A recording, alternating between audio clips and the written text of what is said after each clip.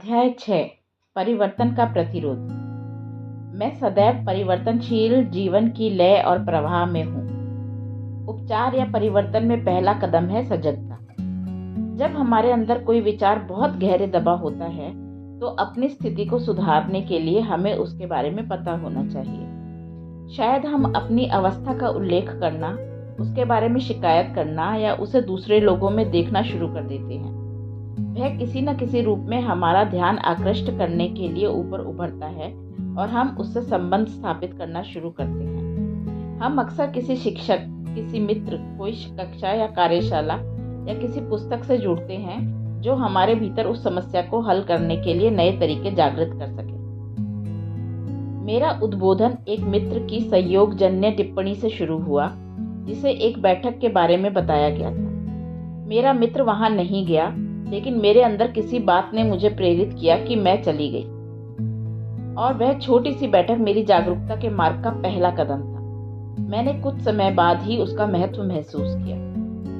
अक्सर इस पहले स्तर पर हमारी प्रतिक्रिया यह होती है कि यह रवैया बेवकूफाना है या इसका कोई मतलब नहीं है। शायद वह हमारी सोच के लिए अधिक सरल या अस्वीकार्य लगता है। हम उसे नहीं करना चाहते। हमारा प्रतिरोध बहुत सशक्त होकर उभरता है। हम उसे करने के विचार से क्रोधित तक हो जाते हैं। ऐसी प्रतिक्रिया बहुत अच्छी है यदि हम समझ सकें कि यह हमारे ठीक होने की प्रक्रिया में पहला कदम है। मैं लोगों से कहती हूँ कि वे जो भी प्रतिक्रिया महसूस करते हैं वह उन्हें यह दिखाने के लिए होती है कि वे उपचार की प्रक्रिया में हैं, हालांकि चिकित्सा पूरी तरह से समाप्त नहीं हुई है।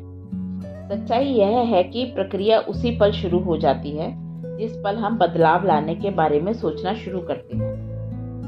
अधीरता प्रतिरोध का सिर्फ एक दूसरा रूप है। यह सीखने और बदलने के प्रति हमारा प्रतिरोध है। जब हम यह मांग करते हैं कि वह अभी हो जाए और तुरंत पूरा हो जाए, तो हम अपने आप को अपने द्वारा उत्पन्न समस्या से जुड़े सबक को सीखने का समय नहीं देते।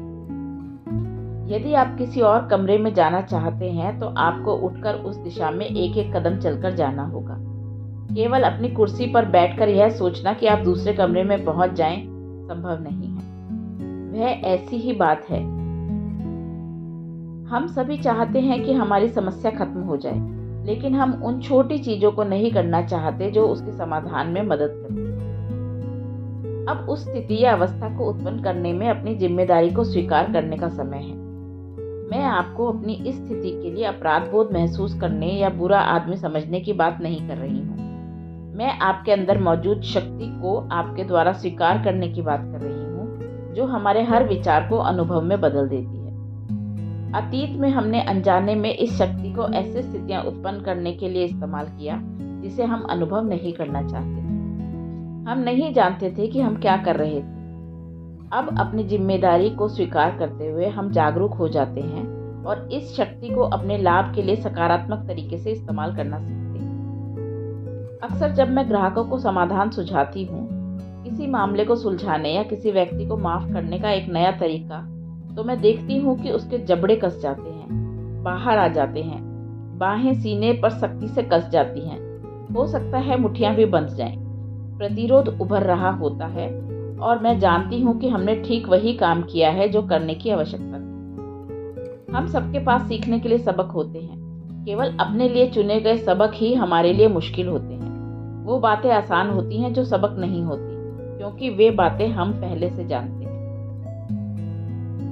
जागरूक होने से सबक सीखे जा सकते हैं। यदि आप किसी ऐसी चीज के बारे में सोचते हैं जो करना आपके लिए सबसे कठिन है और आप उसका कितना प्रतिरोध करते हैं, तो आप उस पल के अपने सबसे बड़े सबक को देख रहे हैं। झुकना, प्रतिरोध छोड़ देना या अपने आप को वह सीखने के लिए प्रेरित करना जो सीखना हमारे लिए आवश्यक है, अगले कदम को और आसान बना देगा। अपने प्रतिरोध को परिवर्तन करने से रोकने न दें। हम दो स्तरों पर काम कर सकते हैं।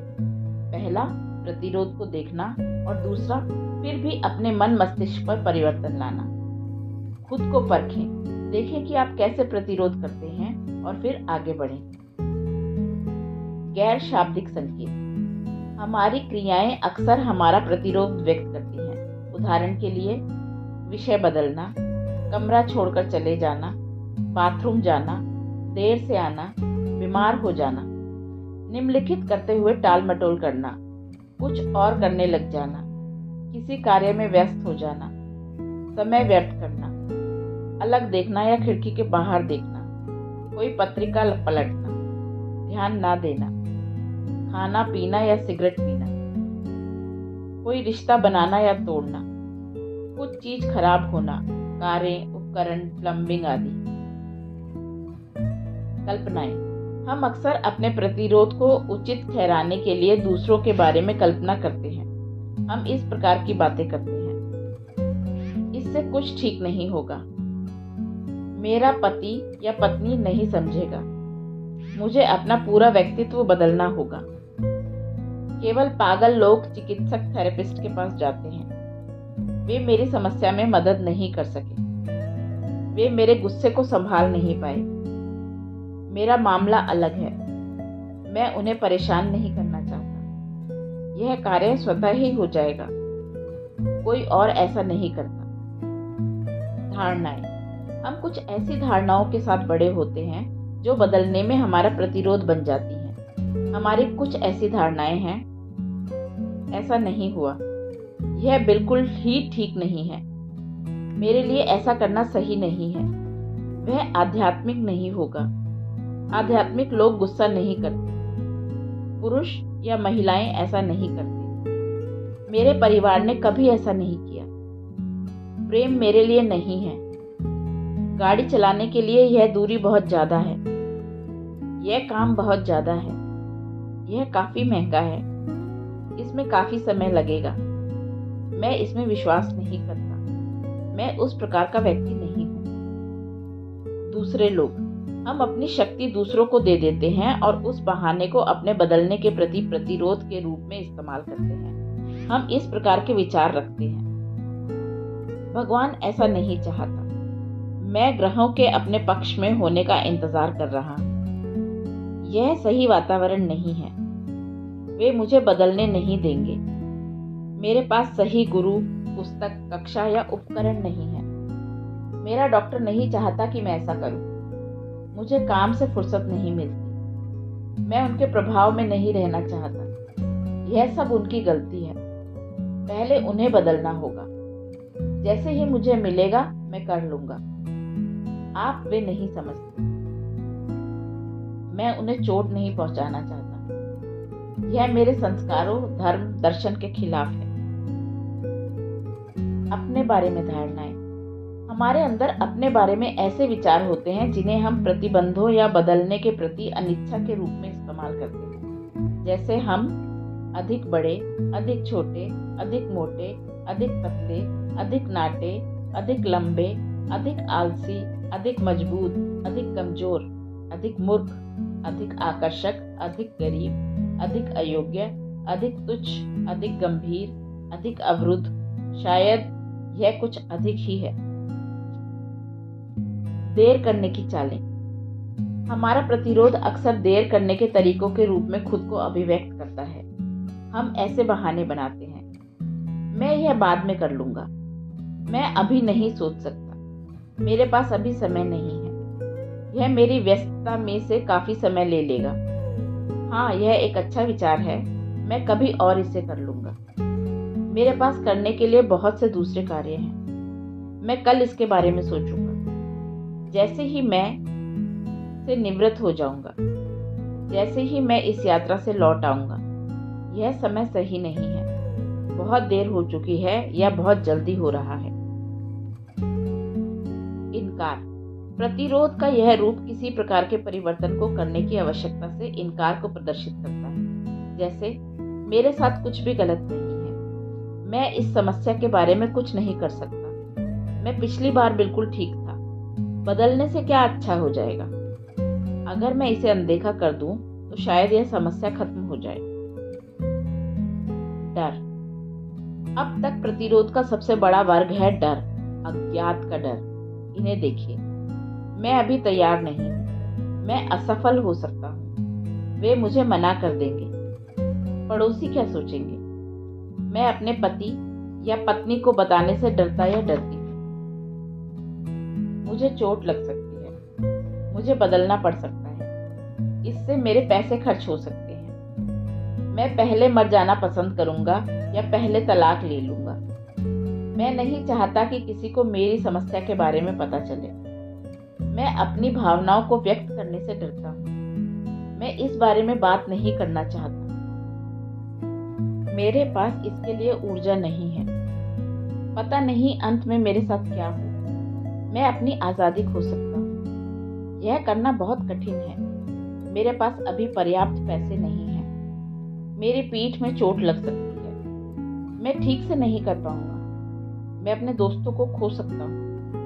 मैं किसी पर भरोसा नहीं करता। इससे मेरी छवि खराब हो सकती है। मैं उतना अच्छा नहीं हूँ। इस सूची में और भी बहुत कुछ है। क्या आपको लगता है कि आप इनमें से किसी तरीके से अपना प्रतिरोध जताते हैं? इन उदाहरणों में प्रतिरोध देखें। एक ग्राहक मेरे पास आई क्योंकि वह काफी पीड़ा से गुजर रही थी। 3 अलग अलग सड़क दुर्घटनाओं में उसकी पीठ, गर्दन और उसका घुटना क्षतिग्रस्त हो चुका था। फिर भी वह लेट थी, खो गई और फिर ट्रैफिक में फंस गई। उसके लिए अपनी समस्याएं मुझे बताना आसान था, लेकिन जिस समय मैंने कहा थोड़ी देर मुझे कुछ कहने दो, हर प्रकार की परेशानी शुरू हो गई। उसके कॉन्टैक्ट लेंस उसे तकलीफ देने लगे। वह किसी और कुर्सी पर बैठना चाहती थी। उसे बाथरूम जाना पड़ा, फिर उसे लेंस निकालने पड़े। सत्र के शेष समय में वह मुझ पर बिल्कुल ध्यान नहीं दे पाई। यह सब प्रतिरोध था। वह अपनी समस्या को समाप्त करने और उपचार के लिए तैयार नहीं थी। मैंने पाया कि उसकी बहन की भी पीठ की हड्डी 2 बार टूट चुकी थी, साथ ही उसकी माँ की भी। एक और ग्राहक एक अभिनेता, एक कलाकार, स्ट्रीट परफॉर्मर था और काफी दक्ष था। उसने शेखी बगारी कि वह दूसरों, खासकर संस्थानों को धोखा देने में कितना चतुर है। वह लगभग हर चीज उड़ाकर बचना जानता था और फिर भी वह ऐसा कुछ नहीं कर पाया।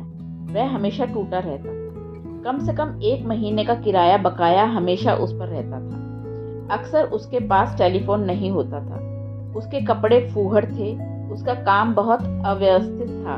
उसके शरीर में काफी पीड़ा थी और उसका जीवन प्रेम में नहीं था। उसका सिद्धांत यह था कि वह तब तक धोखा देना बंद नहीं कर सकता जब तक कि उसके जीवन में कुछ अच्छा ना हो। निश्चित रूप से वह दुनिया को जो दे रहा था उसके जीवन में कुछ अच्छा नहीं हो सकता था। उसे पहले धोखेबाजी बंद करनी थी। उसका प्रतिरोध यह था कि वह पुराने तरीकों को छोड़ने के लिए तैयार नहीं था। अपने मित्रों को अकेला छोड़ दो।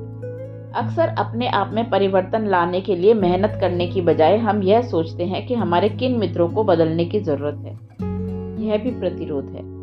मेरे काम के शुरुआती दिनों में मेरे पास एक ग्राहक थी जो मुझे अस्पताल में पड़े अपने सभी मित्रों के पास भेज देती थी। उन्हें फूल भेजने की बजाय वह उनकी समस्याओं को हल करने के लिए मुझे भेजती थी। मैं हाथ में टेप रिकॉर्डर लेकर वहां पहुंचती थी और आमतौर पर बिस्तर पर किसी ऐसे शख्स को पाती थी जो यह नहीं जानता था कि मैं वहां क्यों हूं या यह समझ नहीं पाता था कि मैं क्या कर रही हूं। उस समय मैंने यह नहीं सीखा था कि किसी के अनुरोध करने पर ही उसका उपचार करना है। कभी कभी ग्राहक इसीलिए मेरे पास आते हैं क्योंकि उनका कोई मित्र उपहार के रूप में मेरा एक सत्र देता है। आमतौर पर यह काम नहीं करता और वे शायद ही लौटकर वापस आते हैं। जब कोई चीज हमारे लिए कारगर होती है तो हम अक्सर उसे दूसरों के साथ बांटना चाहते हैं, लेकिन शायद वे उस समय और उस जगह बदलाव के लिए तैयार ना हों। जब हम परिवर्तन के लिए तैयार हों, उस समय परिवर्तन करना काफी कठिन होता है, लेकिन किसी और को बदलने की कोशिश करना, जब वह ऐसा नहीं करना चाहता, असंभव है और यह एक अच्छी मित्रता को खत्म कर सकता है। मैं अपने ग्राहकों पर जोर डालती हूँ क्योंकि वे मेरे पास आते हैं। मैं अपने मित्रों को अकेला छोड़ देती हूँ। दर्पण कारगर है। दर्पण अपने बारे में हमारी भावनाओं को प्रतिबिंबित करता है। यदि हम एक खुशहाल, संतोषजनक जीवन जीना चाहते हैं तो वह स्पष्ट रूप में परिवर्तन किए जाने योग्य चीजों को दिखाता है। मैं लोगों से कहती हूँ कि वे जब भी किसी दर्पण के पास से निकलें तो हर बार अपनी आंखों में देखें और अपने बारे में कुछ सकारात्मक कहें। कोई निश्चय करने का सबसे अच्छा तरीका है कि किसी दर्पण में देखकर उस निश्चय को जोर जोर से कहना। आपको तत्काल प्रतिरोध के बारे में पता चल जाता है तथा आप शीघ्रता से उससे निपट सकते हैं। इस पुस्तक को पढ़ते समय एक दर्पण अपने पास रखना अच्छा है। अक्सर उसे कोई दृढ़ निश्चय करने के लिए इस्तेमाल करें और जांचें कि आप कहां पर प्रतिरोध कर रहे हैं और कहां पर स्वतंत्र व गतिशील हैं। अब दर्पण में देखिए और अपने आप से कहें, मैं बदलना चाहता हूँ। ध्यान दीजिए कि आप कैसा महसूस कर रहे हैं। यदि आप हिचकिचाहट, अनिच्छा महसूस कर रहे हैं या नहीं बदलना चाहते, तो अपने आप से कारण पूछें। आप किस पुरानी धारणा को पकड़े बैठे हैं? यह अपने आप को फटकारने का समय नहीं है। बस ध्यान दीजिए कि क्या हो रहा है और कौन सा विचार उभर कर सामने आता है। यही वह विचार है जो आपके लिए समस्याएं उत्पन्न कर रहा है। क्या आप पहचान सकते हैं कि वह कहां से आया? जब हम प्रतिज्ञाएं करते हैं और वे सही नहीं लगती या कुछ होता हुआ नजर नहीं आता, तो यह कहना आसान है, ओह, ये प्रतिज्ञाएं काम नहीं करती। ऐसा नहीं है कि प्रतिज्ञाएं काम नहीं करती, बस हमें प्रतिज्ञाएं करना शुरू करने से पहले एक और कार्य करने की जरूरत होती है। तरीकों का दोहराव हमें हमारी आवश्यकताएं बताता है। हमारी हर आदत के लिए हम बार बार जिस अनुभव से गुजरते हैं, हम जिन तरीकों को दोहराते हैं, उनकी हमारे भीतर आवश्यकता होती है। वह आवश्यकता हमारी किसी धारणा के अनुरूप होती है। यदि आवश्यकता नहीं होती तो हम उसे नहीं अपनाएंगे, नहीं करेंगे या वैसे नहीं बनेंगे। हमारे अंदर कुछ है जिसे मोटापे की, खराब रिश्तों की, विफलताओं की, सिगरेटों की, गुस्से की, गरीबी की, शोषण की या हमारी जो भी समस्या है उसकी आवश्यकता है। हमने कितनी बार यह कहा है, मैं कभी फिर ऐसा नहीं करूंगा। इसके बाद वह दिन बीतने से पहले हम केक का वह टुकड़ा खा लेते हैं, सिगरेट सुलगा लेते हैं, अपने प्रियजनों से बुरी बातें कहते हैं इत्यादि। फिर हम अपने आप से यह कहते हुए पूरी समस्या को और बढ़ा देते हैं, ओह, तुम्हारे पास कोई इच्छा शक्ति नहीं है, कोई अनुशासन नहीं है, तुम बस कमजोर हो। यह उस अपराध बोध के बोझ को और बढ़ा देता है जो हम पहले से ढो रहे होते हैं। इसका इच्छा शक्ति या अनुशासन से कोई लेना देना नहीं है। हम अपने जीवन में जो कुछ भी छोड़ने का प्रयास कर रहे हैं, वह केवल एक लक्षण, बाहरी प्रभाव है। कारण को समाप्त करने का प्रयास किए बिना लक्षण को समाप्त करने का प्रयास करना व्यर्थ है। जिस पल हम अपनी इच्छा शक्ति या अनुशासन को छोड़ते हैं, उसी पल वह लक्षण फिर से उभर जाता है। आवश्यकता को छोड़ने की इच्छा। मैं ग्राहकों से कहती हूँ, आपकी इस अवस्था के लिए आपके अंदर जरूर कोई आवश्यकता है, अन्यथा आपके साथ ऐसा नहीं होता। चलिए एक कदम पीछे चलें और उस आवश्यकता को छोड़ने की इच्छा पर काम करें। जब वह आवश्यकता समाप्त हो जाती है तो आपको सिगरेट पीने या अधिक खाने या नकारात्मक विचारों की कोई इच्छा नहीं होगी। सबसे पहले यह प्रतिज्ञा करनी चाहिए, मैं प्रतिरोध या सिरदर्द या कब्ज या अत्यधिक वजन या धन का अभाव आदि की आवश्यकता को छोड़ने के लिए तैयार हूँ। यह कहें, मैं डैश की आवश्यकता को छोड़ने के लिए तैयार हूँ। यदि आप इस समय प्रतिरोध करते हैं तो आपकी दूसरी प्रतिज्ञाएं काम नहीं कर सकती। हम अपने आसपास जो जाल बुनते हैं उन्हें खोलने की आवश्यकता होती है। यदि आपने कभी किसी धागे के गोले को खोलने की कोशिश की है तो आप जानते होंगे कि खींचने तथा जोर देने से वह और उलझता है। आपको बहुत सौम्यता और धैर्य से गांठों को खोलना पड़ता है। जब आप अपने मन में लगी गांठों को खोलते हैं तो आप अपने साथ सौम्य और धैर्यवान रहें। जरूरत हो तो मदद लें।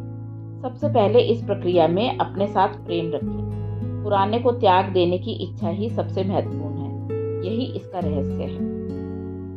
जब मैं कहती हूँ समस्या की आवश्यकता, तो मेरा मतलब होता है कि हमारे कुछ खास वैचारिक तरीकों के अनुसार हमें कुछ बाहरी प्रभावों या अनुभवों की आवश्यकता होती है। हर बाहरी प्रभाव एक अंदरूनी विचार प्रारूप की स्वाभाविक अभिव्यक्ति होता है। केवल बाहरी प्रभाव या लक्षण से लड़ना अपनी ऊर्जा व्यर्थ करना है तथा अक्सर इससे समस्या और बढ़ जाती है। मैं काम का नहीं हूं से टाल मटोल उत्पन्न होती है। आखिरकार हम जहां जाना चाहते हैं वहां जाने से रोकने का एक तरीका टाल मटोल है। टाल मटोल करने वाले अधिकतर लोग अपना काफी समय और ऊर्जा टाल मटोल के लिए खुद को दोषी ठहराते हुए खर्च कर देते हैं। वे खुद को आलसी कहेंगे और आम तौर पर अपने आप को ऐसा महसूस करने के लिए प्रेरित करेंगे कि वे बुरे हैं। किसी और के सुखी होने का दुख मेरे पास एक ग्राहक था जो अपनी ओर ध्यान खींचना पसंद करता था और आम तौर पर देर से कक्षा में आता था ताकि वह कुछ हलचल पैदा कर सके। वह 18 बच्चों के बीच सबसे छोटा था और कोई भी चीज सबसे बाद में उसे मिलती थी। जब वह बच्चा था तो वह हर किसी को कुछ पाते देखता था, जबकि उसे अपनी चीज के लिए इंतजार करना पड़ता था। अब भी जब किसी की किस्मत अच्छी होती थी तो वह उसके लिए खुश नहीं होता था। इसकी बजाय वह कहता था, ओह काश यह मुझे मिल पाता, या ओह यह मुझे क्यों नहीं मिलता। उनकी किस्मत पर उसका दुख उसकी अपनी प्रगति और परिवर्तन में बाधक था। अपनी काबिलियत कई द्वार खोलता है। 79 वर्षीय एक ग्राहक मेरे पास आई। वह गाना सिखाती थी और उसके कई विद्यार्थी टेलीविजन विज्ञापन बना रहे थे। वह भी ऐसा करना चाहती थी, लेकिन डरती थी। मैंने उसे पूरा सहयोग दिया और समझाया, आपके जैसा कोई नहीं है, बस जैसे हो वैसे रहो। मैंने कहा, इसे मजे के लिए करो। वहां पर ऐसे लोग हैं जो बिल्कुल उसी चीज की तलाश कर रहे हैं जो आपके पास है। उन्हें बताओ कि आपका अस्तित्व है। उसे अपने परिवार से मिलने वाला यह लगभग इकलौता अनुमोदन था। जब आप स्वयं को फटकारते हैं, जब आप अपने आप को निम्न स्तरीय देखते हैं, जब आप अपने आप को पीटते हैं, तो आप किसके साथ इस प्रकार का व्यवहार कर रहे होते हैं। हमने अपने लगभग सभी दृष्टिकोण, चाहे वह नकारात्मक हो या सकारात्मक, उस समय ही स्वीकार कर लिए थे जब हम 3 वर्ष के थे। तब से हमारे अनुभव उसी पर आधारित रहे हैं जो हमने उस समय अपने और जीवन के बारे में स्वीकार और विश्वास किया था। जब हम बहुत छोटे थे तो हमारे साथ जिस प्रकार का व्यवहार हुआ था, हम आम तौर पर अपने साथ वैसा व्यवहार ही करते हैं। आप जिस व्यक्ति को फटकार रहे हैं वह आपके भीतर का 3 साल का बच्चा है। यदि आप ऐसे व्यक्ति हैं जो डरने और आशंकित होने के लिए अपने आप से क्रोधित हो जाते हैं, तो अपने आप को 3 वर्षीय एक बच्चे के रूप में देखें। यदि आपके सामने एक छोटा 3 साल का भयभीत बच्चा होता तो आप क्या करते? क्या आप उस पर क्रोधित होते, या आप उसे अपनी बाहों में लेकर दिलासा देते जब तक कि वह सुरक्षित और सहज नहीं महसूस करने लगता? जब आप छोटे थे तो आपके आसपास मौजूद वयस्कों को यह नहीं मालूम रहा होगा कि उस समय आपको कैसा दिलासा देना है। अब अपने जीवन में आप वयस्क हैं, और यदि आप अपने अंदर के बच्चे को दिलासा नहीं दे रहे हैं तो यह वास्तव में बहुत दुखद है। अतीत में जो भी हुआ वह हो चुका है और अब वह समाप्त हो चुका है, लेकिन यह वर्तमान है और अब आपके पास अपने आप से ऐसा व्यवहार करने का अवसर है जैसा व्यवहार आप चाहते हैं। एक डरे हुए बच्चे को दिलासा देने की जरूरत होती है, ना कि डांटने की। अपने आप को डांटना आपको और भयभीत करेगा और आप किसी की ओर नहीं मुड़ सकते। जब आपके अंदर का बच्चा असुरक्षित महसूस करता है तो बहुत सी समस्याएं उत्पन्न हो जाती हैं। याद कीजिए कि जब आप छोटे थे तो नीचा दिखाए जाने पर आपको कैसा महसूस होता था। अब आपके अंदर के बच्चे को वैसा ही महसूस होता है। अपने प्रति दयालु बने, अपने आप को प्यार करना और स्वीकार करना शुरू करें। उस छोटे बच्चे को अपनी उच्चतम क्षमता में अपने आप को अभिव्यक्त करने के लिए इसी की आवश्यकता होती है। इस जीवन की अनंतता में जहां मैं हूं, सब संपूर्ण और परिपूर्ण है। मैं अपने भीतर किसी प्रकार के प्रतिरोध को ऐसी वस्तु के रूप में देखता हूं जिसे छोड़ना जरूरी है। उनका मुझ पर कोई जोर नहीं है। अपनी दुनिया में मैं शक्तिशाली हूं। मैं बहता हूं और अपने जीवन में हो रहे परिवर्तनों के साथ जितना ज़्यादा से ज़्यादा हो सके, मैं अपने आप को और अपने परिवर्तन के तरीके को स्वीकार करता हूं। जो कर सकता हूं सबसे बढ़िया कर रहा हूं। हर दिन आसान होता जा रहा है। मैं खुश हूं कि मैं अपने सदैव परिवर्तनशील जीवन की लय और प्रवाह में हूं। आज एक अद्भुत दिन है। मैं इसे ऐसा बनाना चाहता हूं। मेरी दुनिया में सब कुछ